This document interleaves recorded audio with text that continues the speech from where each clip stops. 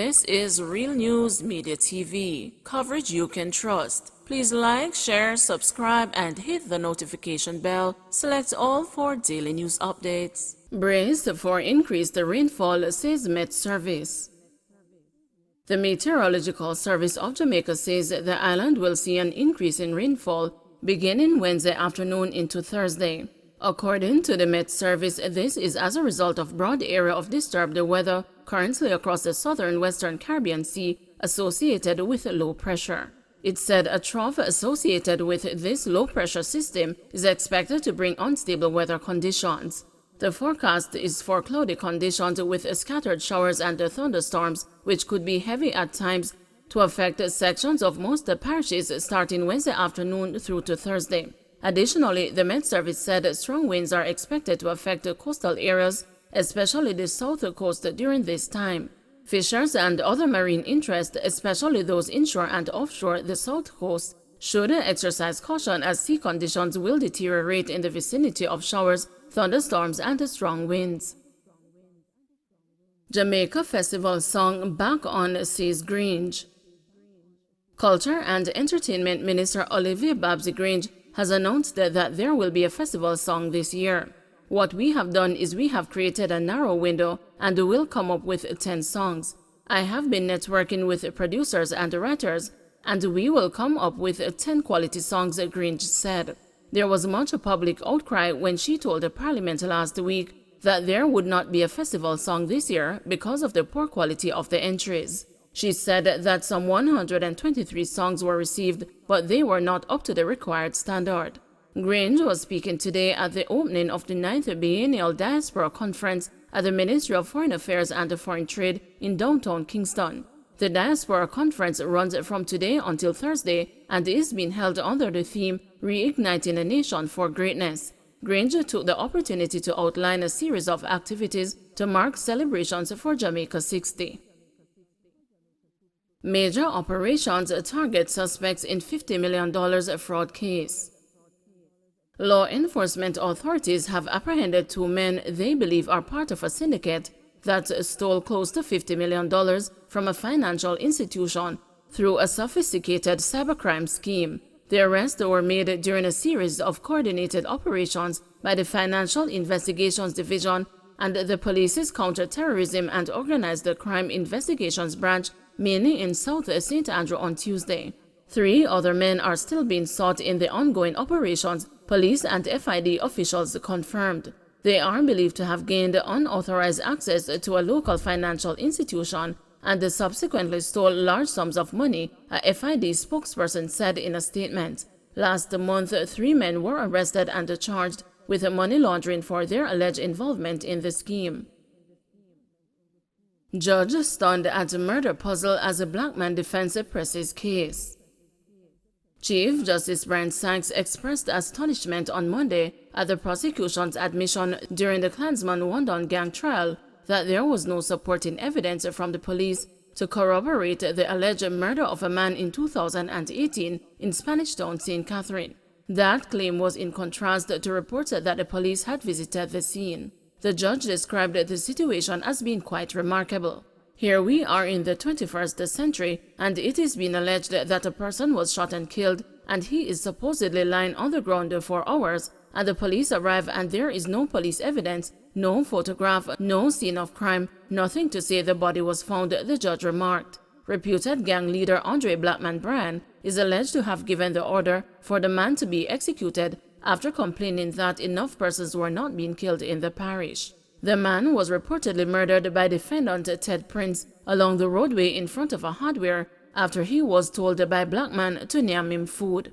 However, Bryan's lead lawyer Lloyd McFarlane, in challenging the Crown's decision to indict his client for the murder, previously argued during his no-case submission that the Crown had not presented sufficient evidence to make out a case. McFarlane argued that the prosecution had not proved to the court that the man had been killed. But the prosecutor, while conceding that the police had not produced supporting evidence, asked the judge to make the inference on witness testimony the man was shot on Blackman's orders and that his motionless body was eventually removed after lying on the ground for a long while. The prosecution also said that there was no evidence that a medical team had attended to him. The prosecutor also disclosed that the police had identified the cops who had processed the scene, but they had left the force. But Justice Sykes, who pointed out that the court was not even furnished with the man's name or a report of his death from a family member, disagreed. He indicated that the prosecution could have relied on legislation to produce documents and get information. "This is what you are telling me in this day and age," the judge remarked, adding that that's a hard one to accept. The prosecution also submitted that Bryan should also answer to a charge of leadership of a criminal organization, as sufficient proof had been presented, including that he also gave orders to purchase and to sell firearms. Meanwhile, the Crown, in responding to the no-case submission made on behalf of Bryan's brother Kevon Green, countered arguments made by his lawyers that he was implicated only because of his blood relation to his brother and that no evidence was presented linking him to the gang. The prosecutor argued that evidence has been presented that Green was a top-tier member who gave orders to Dons and took instructions from his brother to procure guns and ammunition and would delegate who would lock Jones Avenue, the location of the gang's headquarters. The prosecution contended that Green's relation with his brother went far beyond their familial bond and that Green was aware he was taking instruction from his brother in the capacity of a gang leader. Meanwhile, the Crown was cautioned by the judge not to confuse association with membership, while explaining that a person can be linked with a known criminal and not be a gang affiliate. Justice Sykes also advised the prosecution to bear in mind that being a criminal does not necessarily mean that he or she is a member of a gang. The matter resumes on Tuesday, when the prosecution will continue to respond to no-case submissions for 24 of the remaining 28 defendants. Initially, 33 defendants were charged on a 25-count indictment under the Criminal Justice Suppression of Criminal Organizations Act and the Firearms Act. 5 were released from custody after their cases were thrown out. NAJ seeks clarity on scheme to bring back overseas nurses on temporary basis. The Nurses Association of Jamaica is demanding clarity on a program being proposed to allow nurses who take up jobs overseas to return to Jamaica to work on a temporary basis. Health Minister Dr. Christopher Tufton announced on Friday that the program is being formulated by the Jamaican government and overseas health institutions. However, NAJ President Patsy Edwards Henry told the news that no discussion was held with the group on the matter. She also wants answers on what will be used to entice nurses to return to Jamaica. Mrs. Edwards Henry also contends that the government can do more to retain nurses in Jamaica. Ban on new admissions in infirmaries to be lifted on July 1. The 2-year-old ban on new admissions to infirmaries is scheduled to be lifted on July 1. Local Government Minister Desmond McKenzie said on Monday that infirmaries now have a long list of persons waiting to be admitted. In 2020, the government prohibited new admissions to the 16 infirmaries as a measure to contain the spread of COVID-19 and to protect the 1,100 residents.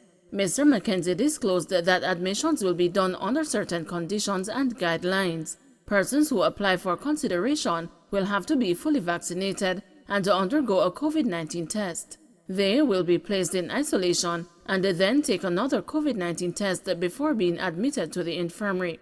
Visits will still be restricted, though, Mr. McKenzie disclosed. 17 residents of infirmaries have died from COVID-19.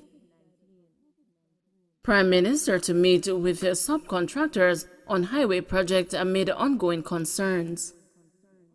The government has called a meeting with the subcontractors on the South Coast Highway Improvement Project to discuss ongoing concerns. Prime Minister Andrew Holness issued the directive during yesterday's cabinet meeting, where Minister with responsibility for works, Everett Warmington, was instructed to arrange an urgent meeting with the contractors. The meeting, which will be chaired by Holness, is expected to take place today. The contractors had written a letter to the Prime Minister expressing concerns about matters affecting the progress of the project, which stretches from the Yallas Bridge in St. Thomas to Port Antonio in Portland. Residents have also raised concerns about the issues affecting their communities as roadwork under the project continues. Among the issues to be discussed are the contractual relationships between the subcontractor and the main contractor, China Harbor Engineering Company, the delays in traversing the road, as well as the dust and the sound nuisance.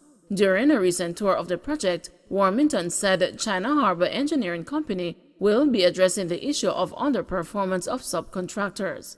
Some subcontractors are not living up to the responsibility of their contract, and where they are negligent, then China Harbor will step in and have those rectified, he said at the time. He noted that the contract makes it clear that where the subcontractor is insufficient in performance, China Harbor is obligated to step in and do the work itself. At the same time, he said it is hoped that the subcontractors, many of whom are locals, will improve their performance to prevent China Harbor from taking over completely. Don't forget to like, share, subscribe, and hit the notification bell. Select all for daily news updates.